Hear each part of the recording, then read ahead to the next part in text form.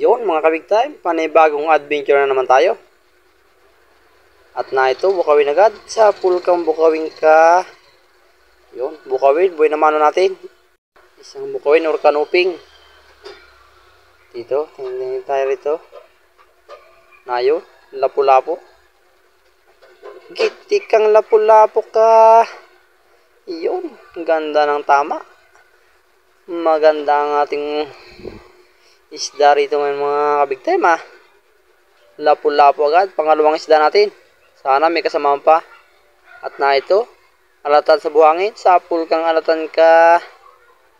Alatan or lipti, isdang masarap sa sinigang. Iyon. Ayos. Hanapin lang natin at baka may kasamahan pa. At dito, mayroong malaking lapu-lapo sa loob ng manong batong ito. Hindi lang halos makita at nasa loob ng loob siya kaya hindi halos makita sa camera. Dito, dudukawin natin siya para maabot. Sa pulkang lapu-lapo ka. Yun, isang malaking lapu-lapo ito mga kabig time. Lapu-lapong putik. First class din na isda na yun. Nambas na yung ulo. Yun, thank you Lord. Malaki. Siguro baka may kita 1 kilo to. Itong isang ito. Iyon. Jackpot tayo mga kabig time. Sobrang laking lapu-lapo.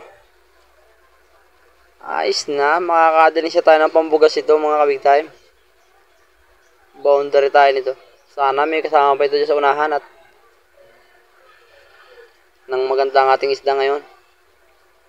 Thank you Lord. Kadali tayo ng malaking lapu-lapo. Tingin-tingin lang tayo may giyat pa kami kasama pa. Na yun, tingin. Sa pulkan tingin ka.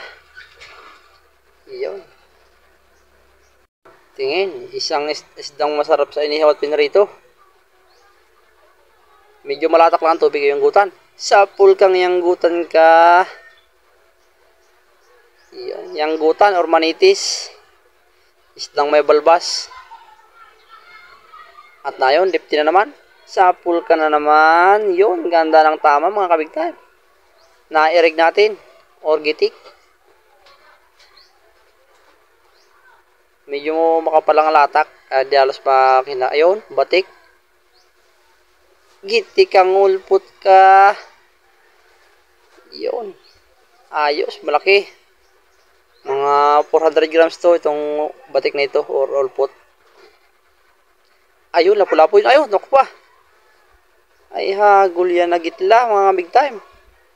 Ayun, labo-labo na siya. Nasa na? Hanapin natin. Ayun, nakita natin. Sa pulka, ayun. Ay, nakahugot pa. Medyo mahina ng ating guma, mga kabig time.